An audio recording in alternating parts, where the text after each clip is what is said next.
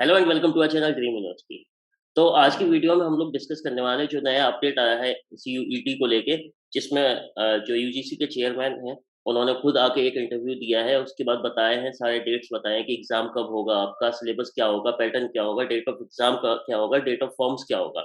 तो उनका जो इंटरव्यू हुआ है यूजीसी के चेयरमैन का, उसको हम समराइज करेंगे आज की वीडियो में। उसके अलावा आज जो ये ऑफिशियल नोटिस आया है उसको देखेंगे।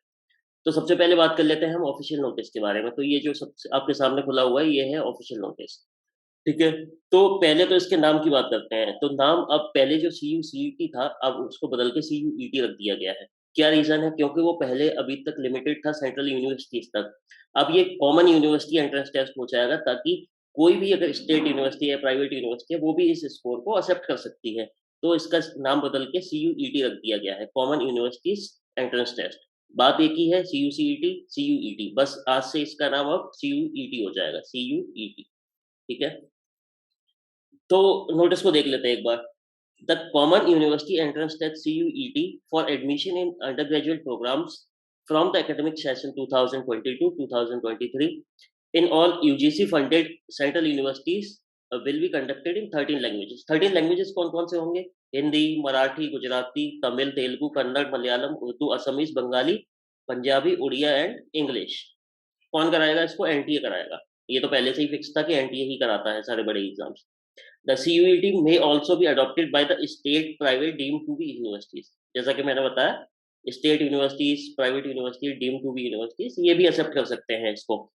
उसके अलावा detailed structure of CUET UG is available on NTA website. अभी अवेलेबल नहीं है, लेकिन आज आ जाएगा। ठीक है। Application of CUET UG will be available in the first week of April. जो फॉर्म्स की जो लोग पूछ रहे थे, फॉर्म्स कब रिलीज होंगे, forms first week of April में रिलीज होता है, फर्स्ट वीक ऑफ अप्रैल। ठीक है। एग्जाम की भी डेट है। एग्जाम कब होगा आपका? फर्स्ट वीक ऑफ जुलाई में हो जाएगा, जैसा कि यूजीसी के चेयरमैन ने बताया, फर्स्ट वीक ऑफ जुलाई में हो जाएगा। A large number of central universities have also confirmed their participation in the CUET। Large number of central universities ने ऑलरेडी कंफर्म कर दिया है, जैसे BHU, JNU, DU, ये लोग पहले ही कंफर्म कर चुके हैं। और पीजी के लिए भी बहुत सारी यूनिवर्सिटीज ने कंफर्म किया, जिसका डिटेल्स आपको, the details of which will be available on NTA website. NTA की वेबसाइट पे शॉर्टली मतलब आपको डिटेल्स मिल जाएंगी कि कौन कौन से यूनिवर्सिटीज पीजी लेवल पे पार्टिसिपेट कर रहे हैं। क्योंकि यूजी पे तो कंफर्म कर दिया है कि आपको लेना ही होगा, कंपलसरी कर दिया है यूजी के लिए। ठीक है। All the stakeholders are requested to visit NTA website. मतलब जिसको भी इन्फॉर्मेशन लेना है तो वो एनटीए वेबसाइट को ऑफिशियल इन्फॉर्मेशन के लिए आप लोग भी विजिट कर सकते हो। nta.ac.in ये ऑफिशियल वेबसाइट है इसका। ठीक है। तो ये नोटिस में इतना ही है। अब हम लोग समराइज करेंगे कि यूजीसी के चेयरमैन ने क्या क्या बातें बोली।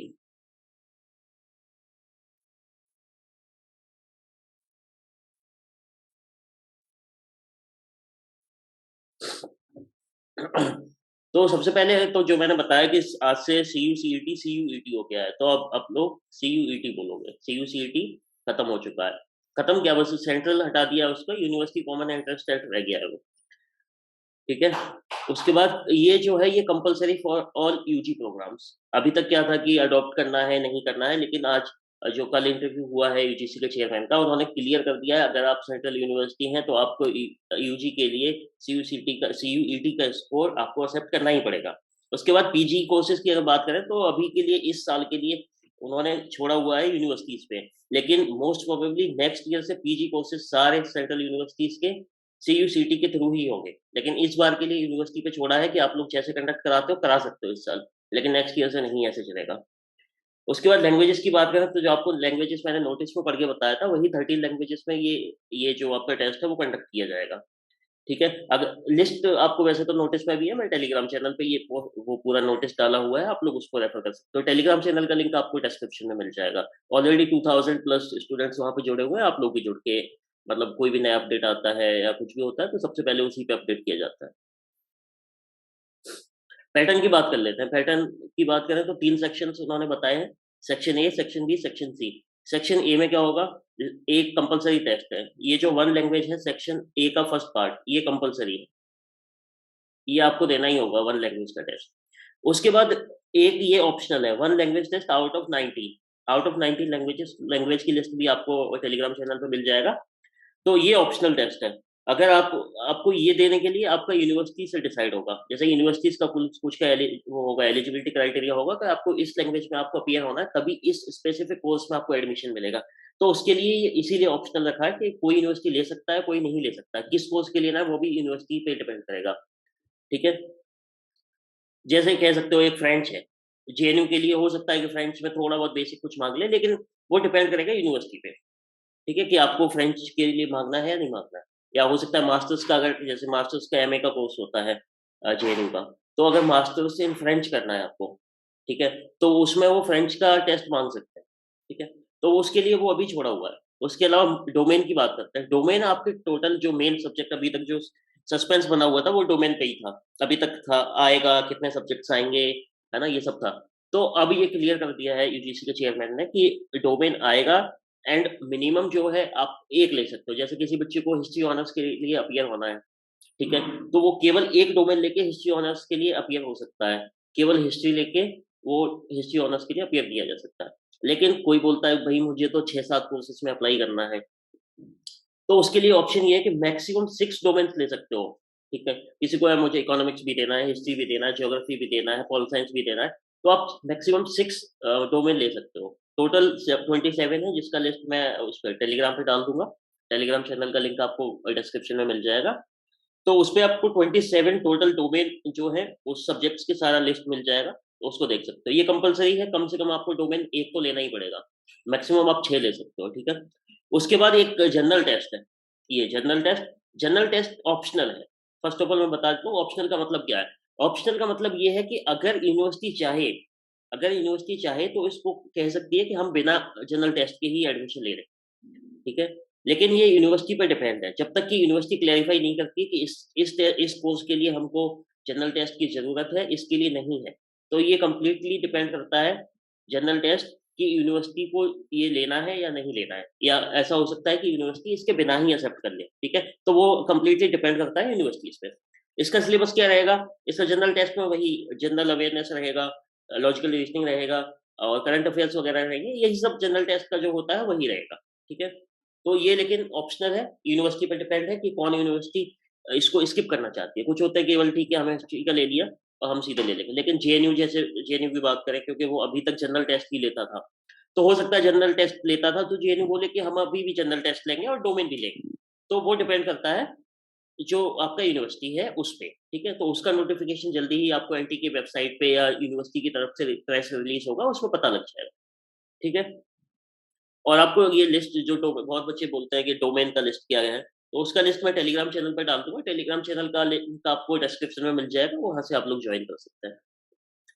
थर्ड पॉइंट की बात करते हैं कि जैसे कुछ लोग बोलते हैं कि सर हमारा माइनॉरिटी इंस्टीट्यूशन था, या जैसे सेंट स्टीफेंस है क्रिश्चियंस के लिए, मतलब स्पेशली उसको बनाया गया, तो उसमें कुछ रिजर्वेशन पॉलिसीज होती है। तो वाइस जो ये है यूजीसी के चेयरमैन, उन्होंने सीधे बोल दिया है कि जो रिजर्वेशन पॉलिसी है उसको आपको टच नहीं करना है।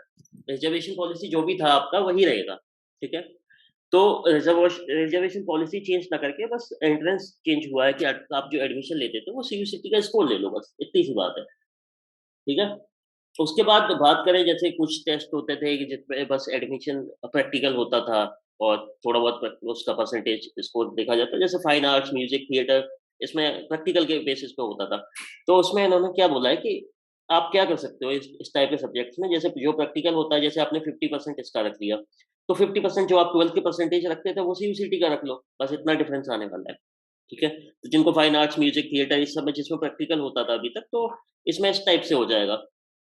इसके बाद एक बहुत बड़ा अपडेट है कि 12th मार्क्स कोई मतलब एलिजिबिलिटी क्राइटेरिया है बस। 0% वेटेज है 12th का, 0% वेटेज, कोई वेटेज नहीं है 12th के मार्क्स का, बस एक एलिजिबिलिटी क्राइटेरिया है। और इसका भी यूजीसी के चेयरमैन ने ये बोला गया है कि ये भी जो एलिजिबिलिटी है 12th के मार्क्स की, किसी को 50% रखना है, किसी को 60% रखना है, वो डिपेंड करता है यूनिवर्सिटी पे। अगर यूनिवर्सिटी चाहे तो 60% भी रख सकती है, यूनिवर्सिटी चाहे तो 50% रख सकती है। वो एलिजिबिलिटी क्राइटेरिया है, वो डिपेंड करता है यूनिवर्सिटी टू यूनिवर्सिटी। ठीक है, हो सकता है दिल्ली यूनिवर्सिटी 60 रख दे, 60% रख दे एलिजिबिलिटी, हो सकता है जेएनयू 50% रखे, वो डिपेंड करता है कि कितना कौन सी यूनिवर्सिटी रखेगी, लेकिन बस एलिजिबिलिटी क्राइटेरिया होगा, इसका कोई वेटेज नहीं होगा।